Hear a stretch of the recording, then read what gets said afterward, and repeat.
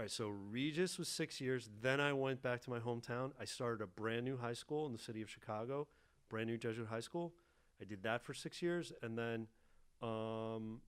since I'm assigned to New York, the New York province, at the time they pulled me back here, and that's how I got into the Fordham. And that school that you founded in Chicago, can you just elaborate a little bit on that? It seems like a very big thing that you just kind of glossed over there. Yeah, I founded a school.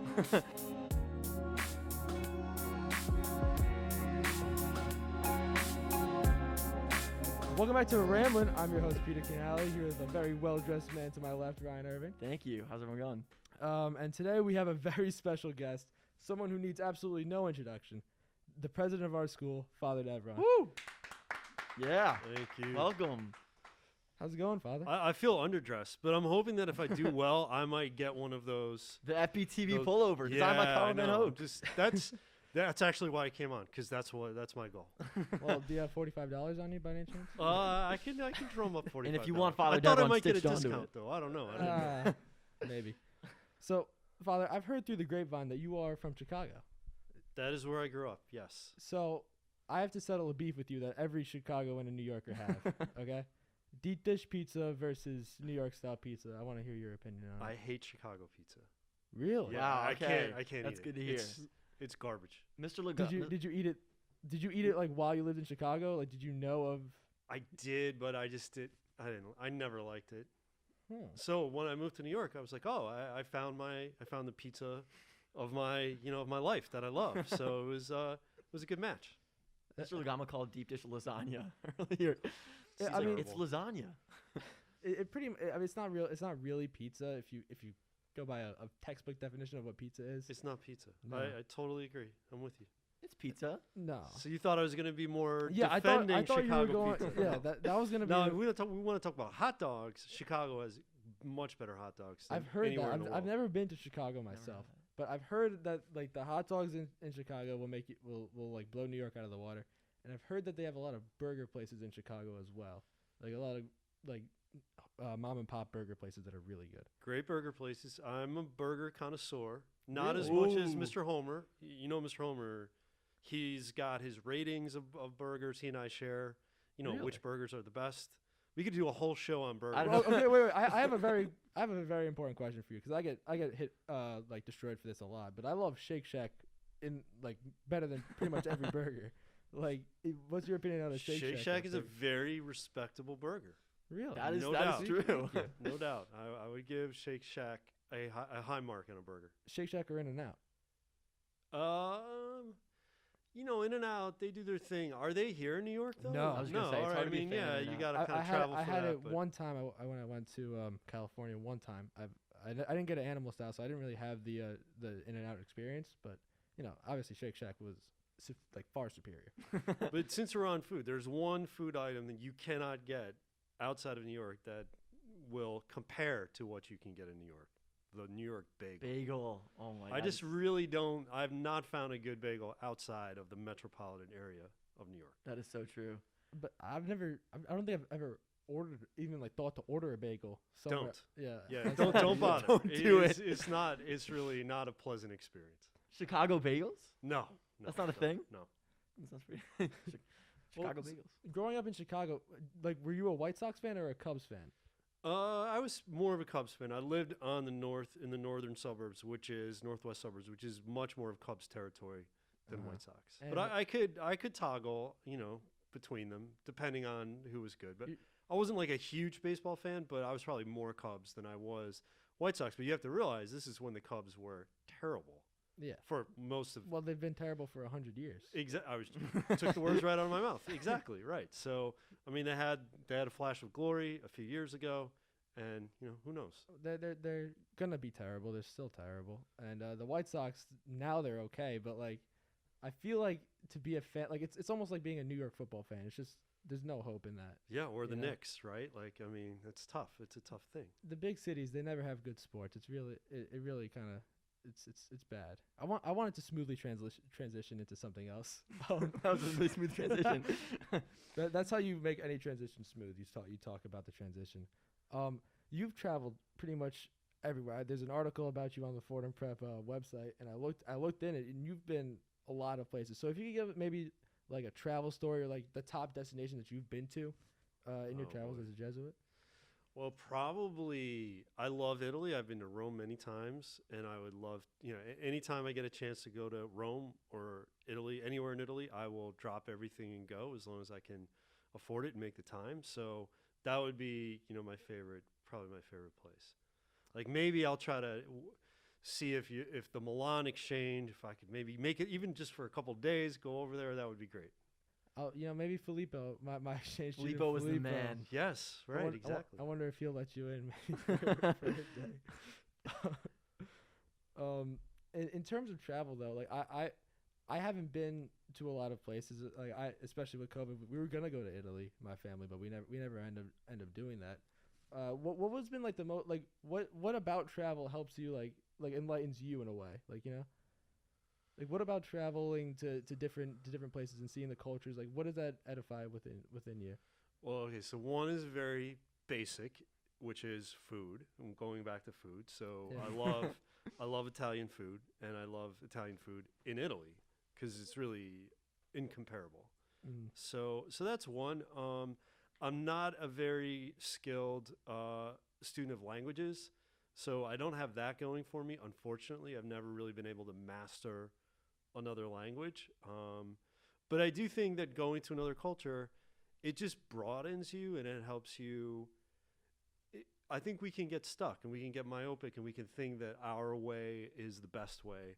And unless we're exposed to people from different backgrounds and kind of have our eyes open to that,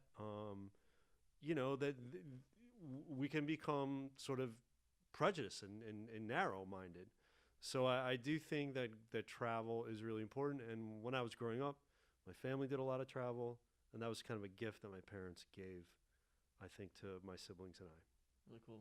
I remember, like, in terms of language, when Filippo came, his English was so good. And me and Peter were talking, like, when Peter goes to Italy, like, I don't speak a lick, by the way. I gotta learn. And even when the exchange kids were in my Spanish class, like, they were better at Spanish than some of us were. Like, they were answering the questions. So they're speaking 3 languages. And I feel like that's something that, like, in America, you don't find that super common, that I wish, was more common. Oh, for sure. Like Europeans, especially if you take a city like Milan, it's okay that you don't speak Italian when you're there because they will all speak English very well. Yeah. I will say though, in terms of like the language aspect of things, I've never been more impressed by somebody else than I was when Filippo came. To be very honest with you, yeah, it was insane. Like he like the way that they adapt, like all of them, the way they adapted to a completely different environment. Like they said school here, just not even like close to how it is in Italy, and they just adapted and felt so comfortable. Like I was really impressed by that. And they leave at 1:30 too in 5 years of high school. Compared to us, it is a lot. It is a lot different when you. Really What time do they start in the morning though? 7:30. Oh wow. Yeah. That's gonna be a change. I'm gonna be biking to school. Nice. Oh, seriously. At 7 in the morning. Who bikes to school now? Doesn't a teacher here bike to school? Yeah, Mr. Distinti. Mr. Distinti bikes to school. That's crazy. From I don't know where from. I know it's not very close though. Like that'll be interesting. It'll Get up a little earlier.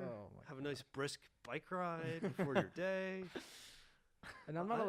This is a good idea. I like this idea for you. I'm not like a big breakfast guy either, so like I probably won't be eating in the morning too. So then you're gonna make me do a bike ride before a whole day of school. I mean, you'll have fun though. I'm almost jealous of you, bro. Like I wish I could be on that trip. Oh, it's almost like I wanted you to come with me and apply, but you said no. Okay, yeah. I did. Well, I applied to a different trip, which I'm also equally excited for. It's not an exchange though, but Which trip are you going on? I'm going to the Galapagos. Oh, that was a popular. Yeah. Really popular. They had to split it into 2 groups actually. So I'm going in the spring, and then there's some people that are going in February. Because we could bring on another trip because the demand was so great. Yeah, right? Exactly. Good. So I think mostly the upperclassmen are going to go, probably later in the year. I think the underclassmen maybe earlier in the year. But no, I'm really excited. It's going to be so insane. Like if you look at the Galapagos on a map, it's literally like the middle of nowhere, which is I think is so awesome. Like living in a like mainland country. So I'm looking forward to it. It's gonna be really great. What are you guys gonna do over there?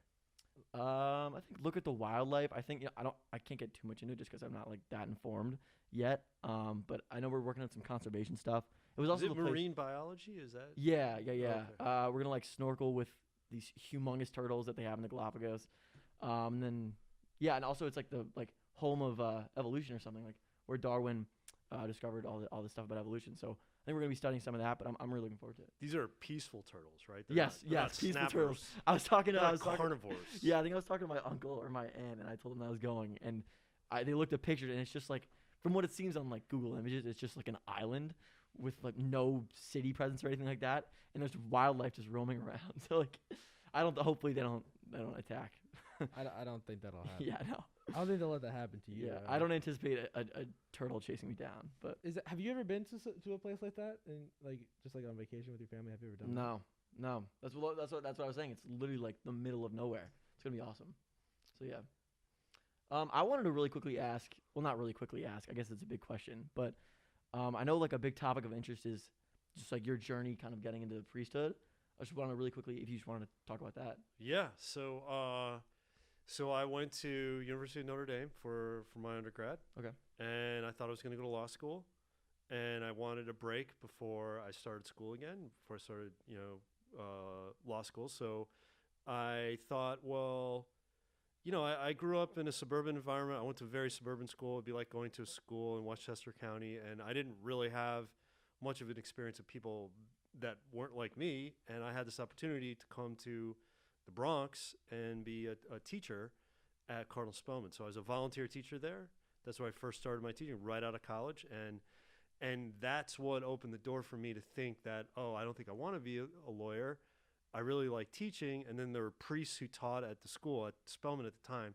So I began to see myself sort of in the same way that they were, in the same kind of ministry that they had, and that opened a whole new direction for me. So I went back to Notre Dame. I did some graduate work in theology, and I began to discern becoming a priest.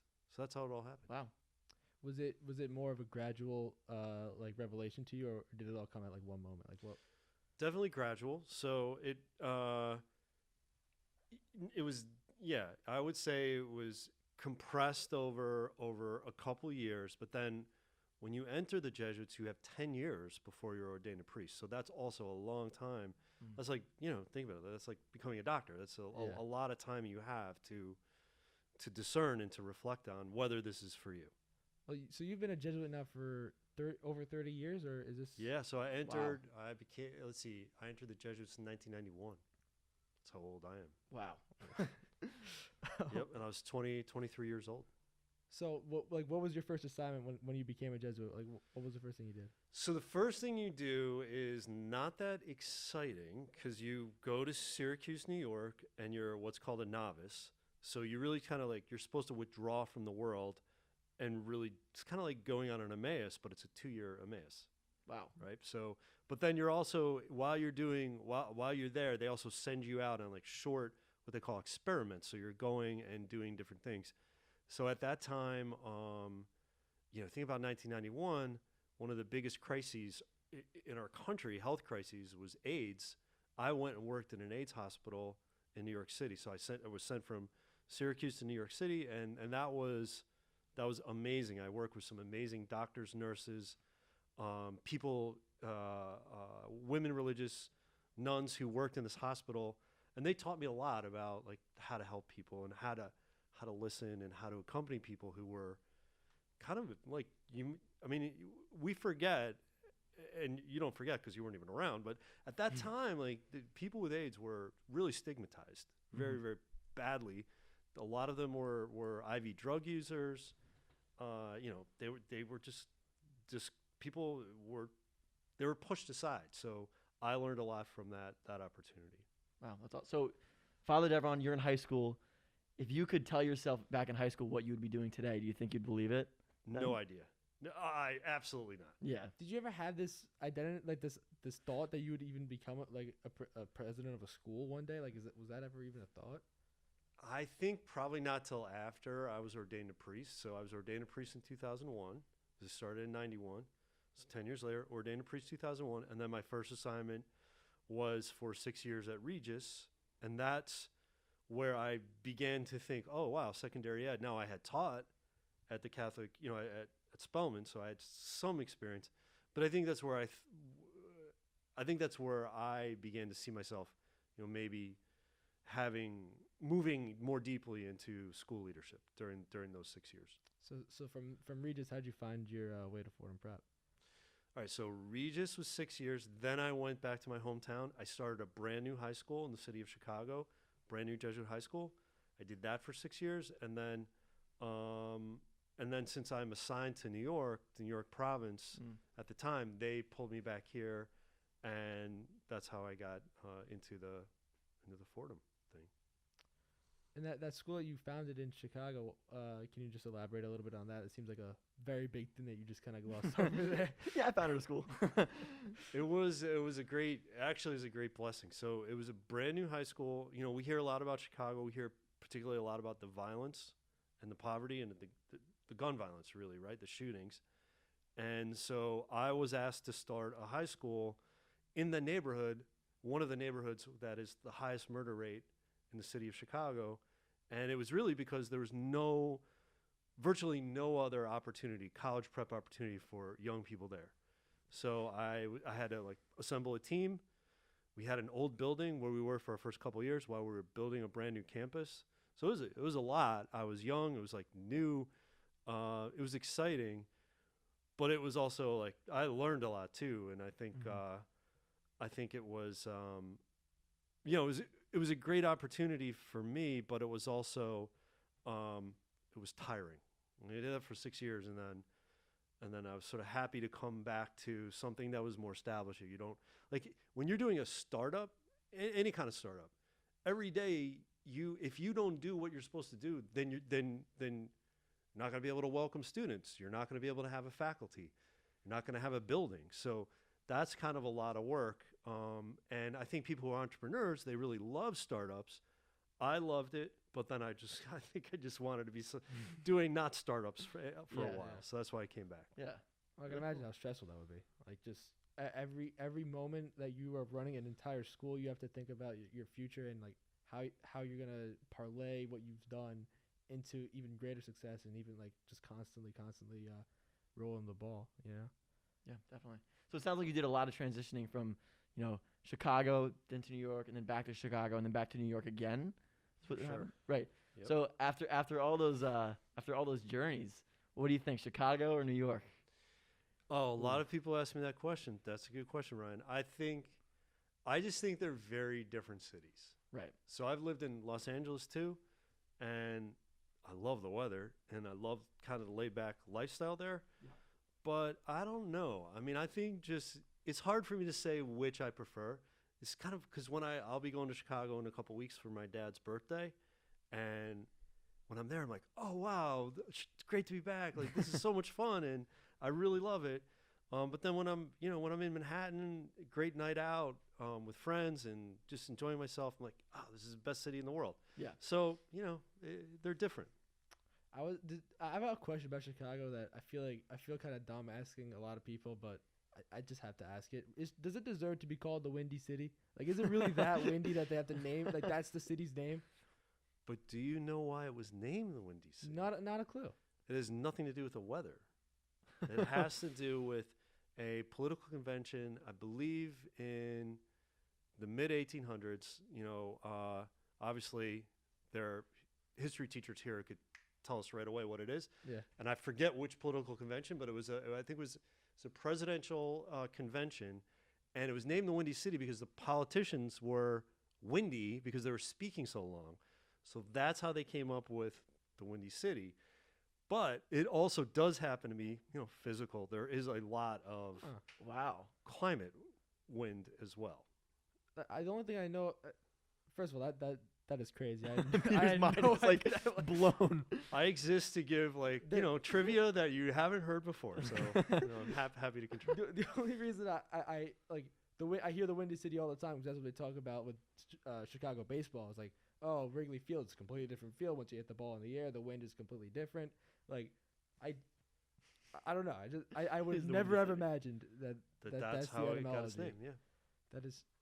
There's so many things like that I'm learning every day.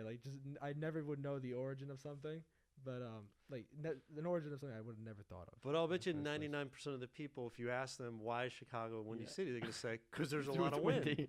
They're not Because going to it's trace just- it to its its historical origins. Well, that's why that's why you're here. That's why you're here about that, right? For sure.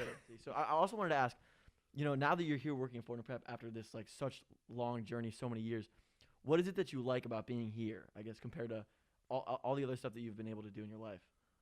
I like the energy. I like when you walk in the Commons and you see the dynamic energy of people coming together from 150 zip codes and really I would say the relationships that are formed, the community that's built. I think going on the Emmaus retreat, which I do every year, that's a very powerful experience. So I love the alumni community too. I mean, a lot of my work, a lot of times students don't see me on an everyday basis because I'm not here on an everyday basis. I'm actually, in a week and a half, I'm flying to Arizona to meet with alumni in Scottsdale, Arizona. That'll be kind of nice to be in the desert in December. But yeah, so I think the sense of community that extends way beyond graduation is really powerful. Yeah. Like I saw you at the Turkey Bowl. You were on the field, obviously, and I just like I was very surprised to see you there in the first place. That you on the field. I mean, Oh, all right. Peter. Just say, like, where else would I be on Thanksgiving morning at 10 a.m.? No, but I like the energy at those games and those kinds of Fordham Prep functions. I feel are unmatched. Yeah, that was awesome. Like, I mean, even on the field, I could just see how loud the crowd was and how excited everybody was really to be there. It's a great perspective, right? Yeah. To be on the field and see you're kind of, it's wonderful. That was pretty awesome. Yeah, for sure. Well, we were working that day, but the time. Well, one of us was working the whole time and one of us was working half the time. Yeah, PTV, that was a big day for you guys. Yeah. Spoiler alert, Ryan I was had- working half the time. Ryan had a very difficult job. Ryan, I would you like- did. I had would a you like- pretty would you like difficult to job. Well, tell- I didn't see you, Ryan. What was? Because I was what working. your I was job? so hard at work. No. Were you up in the press box? No, or- no, you didn't. No, I was with no. I was with the Ram. Shout out Noah. Just like helping him to like Oh. get pictures with the families, leading him kind of around the bleachers, like trying to get the crowd kind of hyped up. But eventually by halftime, it was just like, all right, I've taken like 1,000 pictures. I think it's fine now. So yeah, but no, it was fun. It was fun. Got to wear my VIP Fordham Prep pass. Oh, that pretty was my great. favorite thing that That I've was ever really received. nice. I love that It was thing. really cool. Yeah. Do you have one? I did, yeah. I thought it yeah. was assumed though. That you Well, I had this. yeah. So this is kind of like a VIP pass when I'm at Fordham Prep events. Even if people don't know me, they give me the benefit of the doubt. But no, I did have that pass, and even when we're in Brooklyn, the Xavier people give me a VIP pass. We gave one a VIP pass last Thursday. We gave one to the president of Xavier, who's a good friend of mine. So there's a lot of connections between our communities. Are there like good-natured barbs throwing back and forth between Are the you presidents? kidding? Of course. Yeah. I mean, last year we played each other, Madden. We did. that was the extent of our Turkey Bowl. Yeah, I I mean, remember imagine that. I've never played before in my life. So That's pretty great. I won though, but Okay. not by much. It was by luck. It was a hard-fought game. That's what it It was. was hard fought. We do a lot of top fives on our show, and I just have sort of an idea that I wanted to get out there, and that's a very controversial one at that. So we're gonna start with my top 5 Christmas songs Okay. of all time. So the game is here that you and Ryan will try to guess my top 5 of a certain subject. Today we have Christmas songs. It doesn't sound too controversial. I mean, No, that can get controversial. Oh, really? It'll Okay. get very I controversial. mean, there's Alright. like 1,000, not 1,000 obviously, but like it's a lot of Christmas songs. yeah, well, I guess so. All right. Now I feel pressure. All right. yeah. You're not gonna get my number 1. Really? I feel like unfortunately I think I think I know what it is. Are we allowed to can you give us hints? Like, is it religious? Is your favorite? Well, it's for everyone, but not like I it's mean, not Christmas is a religious holiday, but Right. Yeah, but yeah. there's also like Jingle Bells is not. Yeah, that's It's what not a I'm saying. religious song. They're in the top 5. They are all like for everybody. Like they're all just like holiday songs, like general holidays. Peter, is it like commercial? Yeah, or- commercial. or- Yes, that's what I mean. All right. That's what I mean. Okay. Okay. So For all right. So everybody. now we're supposed to guess your top 5. Is that Yes. the task? Yes. And we can team up on this, or Well, you guys Usually we go. Usually we take yeah. turns. I go first. All right, Yeah. all right. So I'm gonna say Santa Claus is coming to town. I actually do not like that song. At all. What? It's a great. Oh. Another bad thing about this list, not bad thing, but like Okay. almost all Christmas songs are great. So it's like hard to not put them all. What could in five. what's wrong with Santa Claus is coming There's- to town? He there's does nothing not wrong- like it. There's nothing wrong with it. It's just there's 5 songs that are a lot Are better. better. than it, Okay, you I know? got you. All right. All right. So yeah, I personally don't like this song, but it's so popular that I'm just gonna throw it out there, see if it's on the list. All I Want for Christmas Is No. You. No, okay, yeah. No.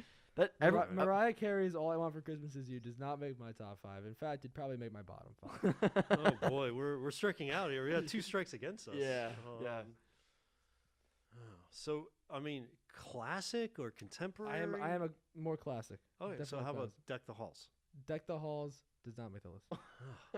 Peter, These are 3 strikes. come on now, bro. No, you guys. We should do a 3 strikes thing for next time. You but guys not have for this episode. plenty of guesses. Oh Don't my worry. God. Do you want to give me like a hint, or you just want me to keep All throwing right, stuff out? I'll give you a hint on a specific one, number 5. Okay, I'll give you. Okay. Just so you guys can get where my headspace is at. Right. All right. I've got. It's a song from the 50s. The song. What? It's about. How would I it's know? Oh, It's I think I know what it is. You know, Have Yourself a Merry Little Christmas. that is number 5. Oh my Oh, gosh! all right, Wow, okay. I love that that's song. impressive. Yeah, Yep. It's very impressive. It's standard. That's probably the first. That's almost the first song I think about when I think of Christmas. Okay, yeah, no, that's a good one. It's But a there little, is it's a one- little melancholic. You know, it's a little like. It's for now, like the beginning of the season. I feel like it's very good. And Got there's it. also another song in my top 5 that is good for the beginning of the season. But it's not religious. It's commercial. Let It Snow. It's not Let It Snow. That's great for the beginning of the Snow. season. No, I'm Colin, say what you want to say. Beginning to look a lot like Christmas. Yes, Oh. thank you. Alright. That is number 2. That was really You obvious. You kind of threw us a softball. I, Yeah. I gave you the easy, like Yeah, it's that great was- for the that was beginning real of the easy. season. That was really obvious. Oh, Give me boy. that. Wait, whose guess is it now? Whoever It has- doesn't whoever matter. has one. I'm sort of running on empty here. Let's see. Have Yourself a Merry Little Christmas. There's another one from the 50s by a very the king. Oh, Blue Christmas. Yes. Yeah. Oh. All right. Blue Yeah. Christmas is number Wow. 4. Okay. Yeah. Mainly 'cause it's a- Elvis, yeah. right? Yep. All right. Oh, Christmas Tree Oh, Christmas Tree doesn't make the list. doesn't make the list. All right. I'm just not a fan. Okay. Yeah, it's a little slow. And it's about it. I mean, how many times can you refrain about a Christmas tree? What about the Charlie Brown Christmas? There's some good songs in there, aren't there? There are. And are any of them in your Oh. top 5? I can't confirm nor you're not gonna deny. tell- You're not gonna. What are the? Come on, I don't know. Ryan, come No on, one knows bro. the names of them. It's You're oh, the musician. Yeah, exactly. You Come should on. know this. Christmas Time Is Here. Yes. There Oh, you go. that's a great one. Number That's a 3. great one. That's How many do we have left? 1. one I- left. Your Does it number- come from a tropical region?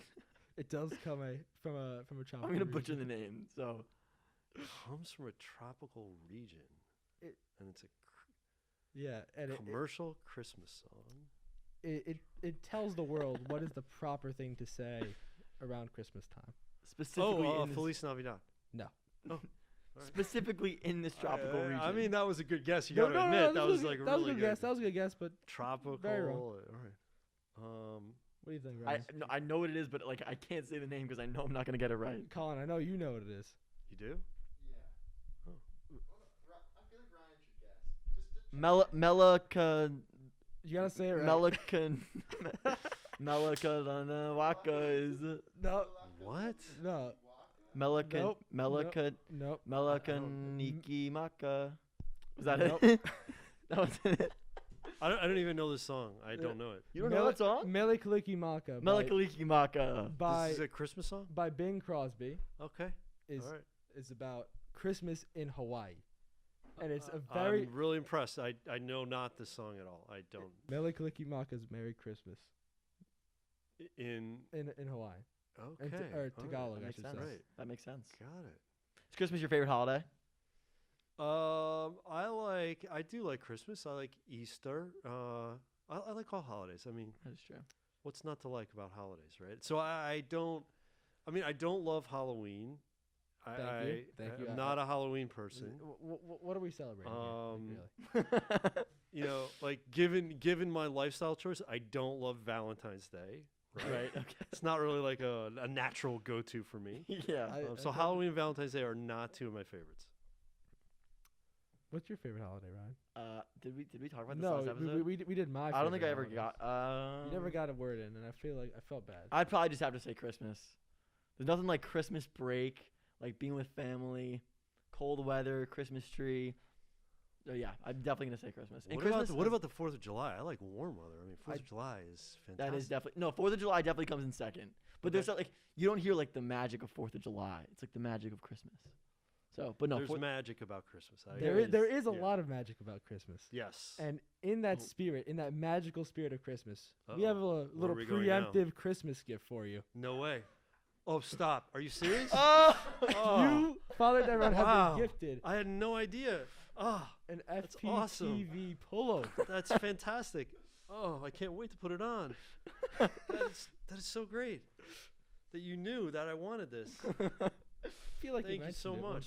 And by the way, the AMDG, that's such a great touch. That is a pretty great touch. Awesome. It is a pretty good. Whoever designed this pullover was great. Who did design this? I designed the logo. Augustin designed the pullover with Mr. Fury.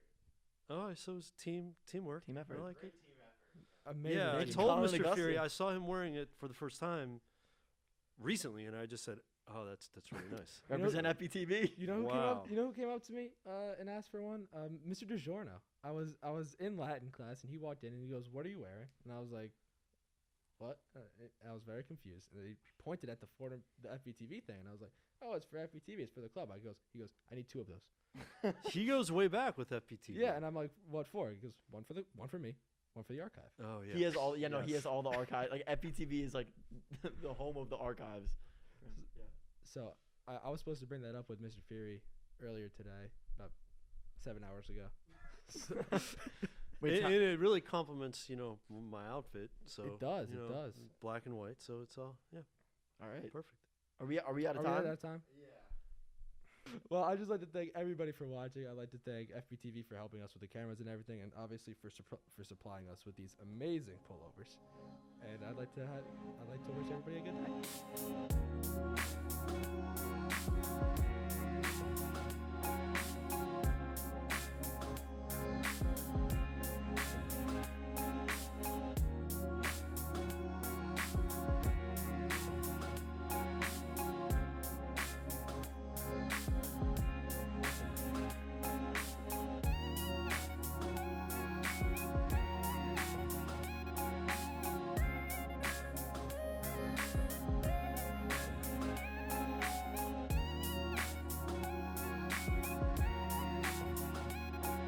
Welcome back to Ramblin. I'm your host, Peter Canali, here with a very well-dressed man to my left. Wearing the same outfit.